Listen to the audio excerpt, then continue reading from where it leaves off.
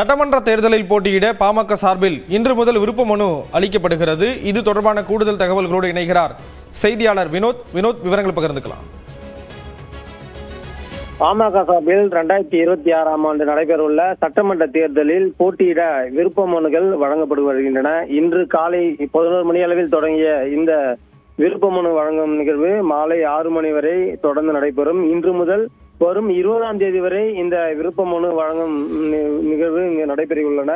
பனையூரில் உள்ள கட்சியின் அலுவலகத்தில் நடைபெறக்கூடிய இந்த இடத்தில் கட்சியின் பொதுச் செயலாளர் வடிவேல் ராவணன், பொருளாளர் திலகபாமா, வழக்கறிஞர் பாலு ஆகிய 3 பேர் நியமிக்கப்பட்டு அவர்கள் முன்னிலையில் இந்த விருப்ப மனுக்களை வழங்கும் பணியானது தொடர்ந்து நடைபெற்று வருகின்றன.